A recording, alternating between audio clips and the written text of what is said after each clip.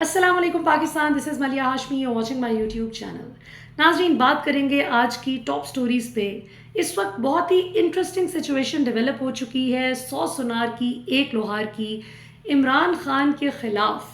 तमाम इदारों को अपने साथ मिलाकर पूरी तरह से उनको दीवार में चुनने की कोई कसर जिन्होंने नहीं छोड़ी। कल तक जो इमरान खान की पार्टी को बैन करने की बातें कर रहे थे, इमरान खान पर आर्टिकल 6 लगाने की बातें कर रहे थे, इमरान खान को हमेशा हमेशा के लिए पाकिस्तान की सियासत से आउट करने के लिए जिन्होंने कोई कसर नहीं छोड़ी, इमरान खान ख़त्म शुद्ध की गर्दाने करने वाले आज थर थर कांप रहे हैं। आज सिचुएशन यकसर तब्दील होती हुई नज़र आ रही है।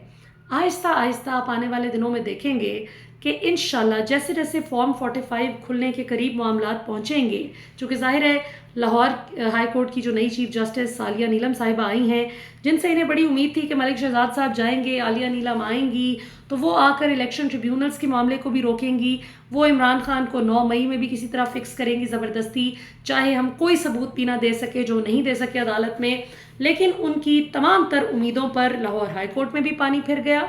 इस्लामाबाद हाई कोर्ट के तो वैसे ही 6 जजेस ने कह दिया कि भाई ये मुदाखलत हमें नाकाबिल कबूल है। सुप्रीम कोर्ट के भी 8 जजेस ने अलम बगावत बुलंद कर दिया इस धौंस, ज़बरदस्ती और धांधली के ज़रिए गलत फैसले लेने की जो इनको पुरानी आदतें पड़ी हुई थी उसके ख़िलाफ़। लिहाजा आपने देखा कि मेरिट पर जैसे जैसे फैसले आने शुरू हुए, वैसे वैसे इनकी दौड़ें लगनी शुरू हुई, वैसे वैसे इन्होंने अपनी आखिरी जो कोशिश कर सकते थे वो की, एक प्रेस टॉक करवा के एक प्रेस कॉन्फ्रेंस करवाई गई बड़ी धुआंधार किस्म की कि अब ऐसे हो जाएगा, अब बख्शा नहीं जाएगा। वो तो पहले भी इस किस्म की प्रेस कॉन्फ्रेंसेस हो रही थी, लेकिन जाहिर है इदारों ने भी ग्राउंड रियलिटीज़ को मलूज़े खातिर रख कर चलना होता है। इदारे कोई खला में नहीं ऑपरेट करते, वो भी पाकिस्तानी अवाम की जो राय है, उनकी मर्ज़ी और मंशा, उसको एक हद तक वो साइड लाइन कर सकते थे। वो इससे ज़्यादा कुछ नहीं कर सकते थे जो कुछ कर दिया गया। और अब एज़ वी स्पीक ख़बरें जो हैं वो आ रही हैं कि मामलात इंशाल्लाह पाकिस्तानी अवाम की बेहतरी की तरफ चल पड़े हैं। बहुत सारा कुछ होता है कि हम पब्लिकली नहीं उस पर बात करते, बहुत सारी चीज़ें होती हैं कि उस पर बंदा बस थोड़ी बात करता है, जितनी इन्फॉर्मेशन होती है उस पर नहीं हम बात करते, कि खुदा न खास्ता हमारे जल्दी बात कर देने से कहीं ये ना हो कि जो एक मुल्क की बेहतरी के लिए अगर कुछ हो सकता है इंशाल्लाह, तो कहीं उसमें कोई रुकावट ना आए। अब आपने एक बड़ा इंटरेस्टिंग ट्रेंड देखा होगा इन्हीं दिनों में, वो सहाफ़ी, और ये बड़े गौर से सुनने वाली बात है, ये आप खुद भी नोट कीजिएगा, वो सहाफ़ी, वो रिपोर्टर्स, वो नून लीग के हामी सहाफ़ी ख़ास तौर पे जो कल तक इमरान खान पे खूब तनकीद कर रहे थे, जिनको डॉन लीक्स कभी नज़र नहीं आई, जिनको ये जो दहशतगर्दी है उसके पीछे वर्दी है जैसे नारे लगाती नून लीग की गैदरिंग्स, वो नज़र नहीं आई। मरियम नवाज़ की जर्नैलों को तड़ियाँ लगाना, गंदी वीडियोस के हवाले दे देकर कहना कि बड़ी बड़ी पोजीशंस पे जो लोग बैठे हैं, सिटिंग जजेस का भी उन्होंने एक दफ़ा मेंशन किया था कि जी सब के ख़िलाफ़, मेरे बहुत से लोगों के ख़िलाफ़ मेरे पास सबूत मौजूद हैं, जिन्होंने गुनाह किए होते हैं, उनको पता होता है कि उन्होंने क्या किया है, मियाँ साहब के पास वीडियोज़ मौजूद है, वो जिस वक्त चाहेंगे वो उनको सामने ले आएंगे, उनको पता है कि कब कौन सी वीडियो को इस्तेमाल करना है। इस किस्म की बेहुदा गुफ्तगू कभी इन सहाफ़ियों को नज़र नहीं आई, कभी इन तज्जिया निगारों को नज़र नहीं आई। लेकिन इमरान खान ने जब कहा कि मुझ पर जो कत्ल करने का जो कातिलाना हमला हुआ मुझ पर वज़ीराबाद में, वो पता तो चले किसने किया, किसने करवाया, कौन उसका जिम्मेदार है, उस पर ये कहते थे कि देखा ये फ़ौज पे हमले कर रहा है। फिर इमरान खान ने जब कहा कि ये धांधली जो की गई है हम इसकी इंक्वायरी कराएंगे, इन्वेस्टिगेशन हो, और अमेरिकी कांग्रेस ने भी भारी अक्सरियत से यही बात कर दी। बरतानिया में अब इमरान खान की जो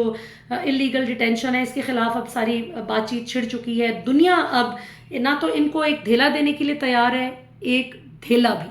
और इमरान खान के ख़िलाफ़ जो जुल्म हो रहा है, पाकिस्तानी अवाम पे जो जुल्म हुआ पिछले 2-2.5 साल में, उसके ख़िलाफ़ अब पाकिस्तानी अवाम की आवाज़ दुनिया के क्वार्टर्स में पहुंच चुकी है और अब दुनिया भी वही बात कर रही है। नतीजा ये निकला कि अब वो सहाफ़ी हज़रात जिनको कल तक इमरान खान को दर्स देने बड़े याद आ रहे थे कि इमरान खान देखें ये क्या बात कर रहे हैं, फ़ौज के ख़िलाफ़ बात कर रहे हैं। ज़ाहिर इमरान खान भी सख्त बयान देते थे कि अगर मुझे कुछ हुआ, मेरी बीवी को कुछ हुआ तो आर्मी चीफ ज़िम्मेदार होगा, फ़लाँ ज़िम्मेदार होगा। इमरान खान भी ज़ाहिर है जो इमरान खान की पोजीशन है वहाँ पे मैं और आप तो नहीं बैठे हुए, जो हालात, जो मामलात इमरान खान ने फेस किए हैं वो तो वही बेहतर तौर पे बता सकते हैं कि वो क्यों जिसका नाम लेते थे वो लेते थे। अब इस पे कल तक जो लोग लेक्चर दे रहे थे इमरान खान को कि आपको तो तमीज़ ही नहीं है, रियासती इदारों से इस तरह बात होती है, फ़ौज के सरबराह सिपा सालार से इस तरह बात करते हैं, आज जब इमरान खान ये कहते हैं, अपनी बहन के ज़रिए पैगाम भिजवाते हैं, और जाहिर है वो आर्मी चीफ से ज़्यादा दुनिया को पैगाम सुनाई देता है इमरान खान का कि आर्मी चीफ मुल्क की खातिर अब भी वक्त है, न्यूट्रल हो जाएं, आप कोई भी साइड ना लें। मैं ये नहीं कहता कि आप पीटीआई की हिमायत करें, आप किसी सियासी जमात की हिमायत ना करें, नेचुरली जो सियासत चलती है उसको चलने दें। यानी उनका मकसद ये था कि अदालतों से जो मेरिट पे फैसला आता है वो चाहे हमारे खिलाफ आए या हमारे हक में आए, आप उनको होने दें। आपके इदारे की तरफ से कोई मुदाखलत नहीं होनी चाहिए। जो जजेस कहते हैं कि मुदाखलत हो रही है, एजेंसीज का वो नाम लेते हैं। तो इमरान खान ने कल एक तरह से आर्मी चीफ को जो पैगाम पहुंचाया वो अवाम को भी एक पैगाम था कि आर्मी चीफ कोई हमारे दुश्मन नहीं है, इदारे हमारे दुश्मन नहीं है, वो सिर्फ न्यूट्रल रहें, वो अपने काम से काम रखें, अपने आईनी हदूद में रहें, हम अपना काम करें, तो हम इदारों के दुश्मन नहीं, इदारे हमारे दुश्मन नहीं। अब ये पैगाम आने की देर थी कि मंसूर अली खान हो या ये जावेद चौधरी हो, इन सबको शदीद किस्म के पतंगे लग गए हैं। और अब बिल्कुल एक जैसी उन्होंने, बिल्कुल एक जैसा स्क्रिप्ट है उनका, जो लेटेस्ट उनकी वीडियोस आई हैं उसमें अब वो बड़े गुस्से से तिल मिला रहे हैं, और उनका बाकायदा यानी उनका गुस्सा दीदनी है उन वीडियोस में। आप दोनों को देखें तो बड़े तपे हुए हैं कि ये क्या बात हो गई। अभी वो कहते हैं कि इमरान खान कल तक जिनको जंगल का बादशाह कहते थे, जिन आर्मी चीफ को जंगल का बादशाह कह रहे थे, जिनके बारे में ऐसी ऐसी सख्त गुफ्तगू कर रहे थे, आज वो कहते हैं कि आप न्यूट्रल हो जाएं। क्या मतलब है आपका? क्या आर्मी चीफ का हाफजा कमज़ोर है? उनको याद नहीं है कि कल तक क्या होता रहा? हाफजा किसी का भी कमज़ोर नहीं है, मंसूर साहब और जावेद चौधरी साहब, हाफजा सबका बड़ा ज़बरदस्त है अल्हम्दुलिल्लाह। पॉइंट ये है कि इस वक्त मुल्क की बेहतरी देखते हुए हमने ये देखना है कि मुल्क को अब ये जो जैम हो गया मुल्क, इसको आगे कैसे लेके जाना है, मुल्क की गाड़ी को किस तरह आगे बढ़ाना है। अब चारों टायर्स पंक्चर हो चुके हैं, और जिनको गाड़ी पे ज़बरदस्ती बिठाया गया, जो गाड़ी के मालिक ने कहा भी कि इस ड्राइवर को ना बिठाओ, उसको ज़बरदस्ती बिठा दिया गया, और उसने न सिर्फ चारों टायर्स पंक्चर कर दिए हैं बल्कि गाड़ी का इंजर पिंजर करके रख दिया है। तो जाहिर है कि अब जो गाड़ी के मालिकान हैं, और पाकिस्तान के केस में जो पाकिस्तानी अवाम इस मुल्क की मालिक है, उसने कुछ तो सोचना है ना अपने लिए। अवाम ने सोच समझ के 8 फरवरी को जो फैसला सुना दिया, जाहिर है कि उसके दूर रस नताइज निकलने थे। उसको आप कितने महीने आपने रजिस्ट कर लेना था उस नतीजे को? 2 महीने, 4 महीने, कितनी देर? अब हालात ये हैं कि आपकी इक़्तिसादी उमूर डिवीज़न के जो सेक्रेटरी साहब हैं, उन्होंने कौमी असम्बली की कायमा कमेटी को ये ब्रीफिंग दी है, और उसमें बताया है कि सऊदिया ने, वो मुल्क जिस पे बड़ा इनको नाज था, बड़ा जोम था कि वो बड़ी हेल्प कर देगा, और हमें तो जद्दा पहले भी भागने में हेल्प की थी, तो $100 अरब तो यूं आ जाएंगे, कुछ सऊदिया दे देगा, कुछ यूएई दे देगा, कुछ अमेरिका का मिन्नत समाजत कर लेंगे। अब सूरत हाल ये है कि सऊदिया ने भी इनकार कर दिया है खाम तेल उधार पे अब अगली किस्त देने पे। उन्होंने कहा है कि अब अगली खेप हम नहीं देंगे उधार पे खाम तेल की। ये, और उसकी जो उन्होंने वजह बताई है वो कायमा कमेटी को ब्रीफ किया गया कौमी असम्बली की, और इस कौन कर रहा है? आपके अपने सीनियर ब्यूरोक्रेट सेक्रेटरी जो इक़्तिसादी उमूर के हैं, उन्होंने बताया कि उसमें जो वजह बताई है, उन्होंने कहा कि हमें पाकिस्तान से कोई मसला नहीं है, लेकिन पाकिस्तान में इस वक्त जो पॉलिटिकल इंस्टेबिलिटी है, जिस तरह से हमें कुछ समझ नहीं आ रही कि सियासी तौर पे हो क्या रहा है, तो हम इस मामले में, इस डिसीजन के साथ आपको अभी ट्रस्ट नहीं कर सकते। दया मीर भाषा डैम का भी बताया जा रहा है कि उस पर भी जितने इन्वेस्टर्स की फड़े मारी जा रही थी, इतनी वो सुनाया जा रहा था हमें कि इतने पैसे आ जाएंगे, इतने अरब लग जाएंगे, एक पैसा कोई इन्वेस्टर लगाने को तैयार नहीं है। और कैसे हो जब आपके अपने मुल्क में लॉ एंड ऑर्डर सिचुएशन इस कदर ख़राब है कि आपकी मिज़ान ऑयल की वो जो नेक्स्ट कोला के मालिक हैं जुल्फ़िकार साहब, उनको दिन दिहाड़े अगवा कर लिया जाता है, और जाहिर है कि उनके इसमें कंपेटिटर्स का भी इंटरेस्ट होगा, और हो सकता है किसी ने भत्ता मांगा हो, उसको तकलीफ हो गई हो कि भत्ता ना दिया हो, जो भी है। इस वक्त जो सूरत हाल आपने अपने लोकल इन्वेस्टर की कर दी है, आपका अपना किसान इस वक्त आपसे इतना डिसअपॉइंटेड है, इतना डिसग्रंटल्ड है, इतना आपसे नाराज़ है कि जिस तरह से आपने उसको 100 अरब का जो टीका लगा दिया है तकरीबन लगभग अपने किसान को, जिस तरह से उसकी तजलील की गई है, सारे साल की उसकी मेहनत पे आपने पानी फेरे हैं, जिस तरह से आपने यूक्रेन की 2 नंबर गंदी गली सड़ी गंदम इंपोर्ट करके ज़बरदस्ती पाकिस्तानी अवाम को वो गंदा आटा आप लोग खिलाते रहे हैं, तो आपका ख्याल है कि पाकिस्तानी अवाम आपको बख्शेगी? और फिर ये ज़रा एक मंजर देखें, ये आपको मैं दिखा रही हूँ जी, ये मेयो हॉस्पिटल लाहौर का मंजर है। बस ये ज़रा सी बारिश हो गई है लाहौर में और ये देखें कि छत टपक टपक के क्या बुरा हाल किया गया है। और इस पे एक रिपोर्टर और सहाफ़ी हैं अहमद बड़ाइच, उन्होंने भी ट्वीट किया कि ये अरबों रुपए लगाकर जो इसका नक्शा बदला गया था, इन सरकारी अस्पतालों की रिवैम्पिंग का हमें बताया जा रहा था, तो वो ये अरबों रुपए आपको लगे नज़र आ रहे हैं कि छत जो है वो टप टप आपको बरसती हुई नज़र आ रही है। तो ये जब सूरत हाल होगी आपकी परफॉर्मेंस की, और फिर ये कि मतलब दुकान पकौड़ों की बातें करोड़ों की अवाम। अच्छा, एक बहुत मज़े की बात, इससे पहले कि मैं भूल जाऊं, एक बड़ी बहस कल चली, अब चूंकि हम बहुत दिन बाद बात कर रहे हैं तो इस पर बात करना बहुत ज़रूरी है। एक बड़ी बहस चल रही थी इस नुक्ते पे कि इमरान खान ने जो न्यूट्रल कह दिया है कि फ़ौज न्यूट्रल हो जाए, आर्मी चीफ न्यूट्रल हो जाए, तो न्यूट्रल तो जानवर होता है। इमरान खान डील की बात कर रहे हैं। डील वो होती है जो आप लोगों ने की, डील वो होती है जिसमें आप कहते हैं कि भले मुझे वोट पड़े ना पड़े, इक़्तिदार मुझे चाहिए। इमरान खान ने डील नहीं की।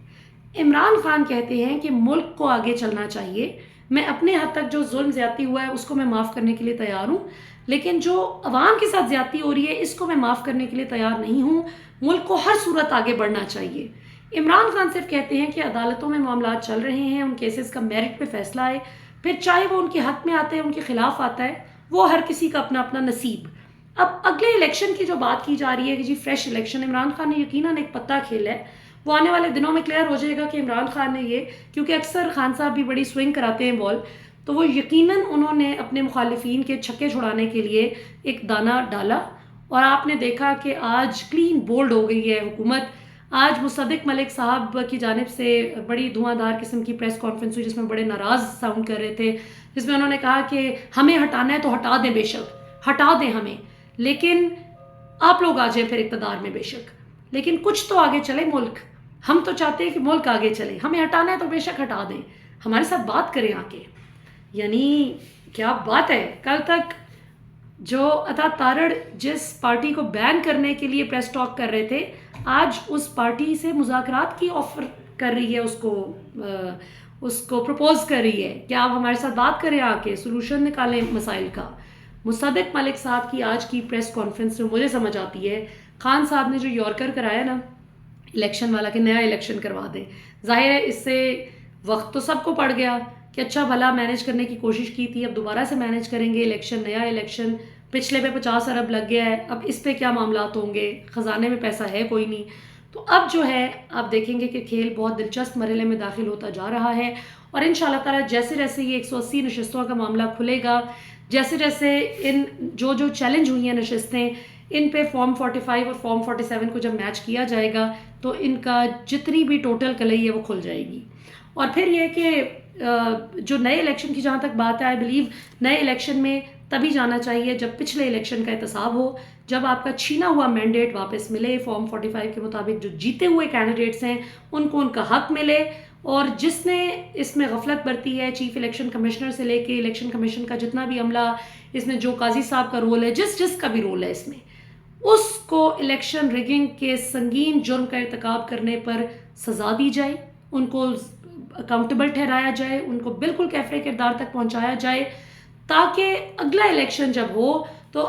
पहले से ही फॉर्म 45 मैनेज करके, जो पिछली दफ़ा इनसे गलती हो गई थी, उस गलती को ना दोहरा के ये ना हो कि ज़्यादा अच्छी तरीके से इलेक्शन को मैनेज करके अगले 5 साल का भी अजाब डाल दें। इसलिए पिछले इलेक्शन का एहतसाब जो है वो बहुत ज़रूरी है। अब तो हालात ये हैं कि ताहिर अशरफी साहब भी, जो कल तक बड़ी इमरान खान के ख़िलाफ़ गुफ्तगू करते थे, जब खान साहब इक़्तिदार में थे तो ये भी इक़्तिदार में आ गए थे, जैसे ही खान साहब का इक़्तिदार ख़त्म हुआ तो ही जंप्ड द शिप और इन्होंने स्विच कर लिया शहबाज शरीफ की टीम में। सो इस्टेब्लिशमेंट के बड़े करीब समझे जाते हैं ताहिर अशरफी साहब, और उन्होंने आज फरमाया है कि जी इमरान खान जेल से निकलेगा तो उसकी बात तो माननी पड़ेगी, इमरान खान की बात तो माननी पड़ेगी। सो अब उनको भी समझ आ गई है कि इमरान खान की बात माननी पड़ेगी, और ये आप लोगों की वजह से मुमकिन हुआ है। अल्लाह ने तो जो मदद की सो की इस मुल्क की, आपके वोट की ताकत से आज इमरान खान मुखालिफिन बिल्कुल लिटरली घुटनों पे आ गए और अब कह रहे हैं कि हमें हटाना है तो हटा दें। ये होती है हक और सच की ताकत। तो अभी तक के लिए इतना ही। इंशाल्लाह अगले प्रोग्राम में आपसे फिर मुलाकात होगी, और फिर हम हाफिज़ नईम साहब पे भी बड़ी तफसील से बात करेंगे इंशाल्लाह कि इसको क्या एग्जैजरेट किया जा रहा है, क्या हकीकत है, इन सब चीज़ों पे बात करेंगे नेक्स्ट प्रोग्राम में इंशाल्लाह। पाकिस्तान हमेशा जिंदाबाद।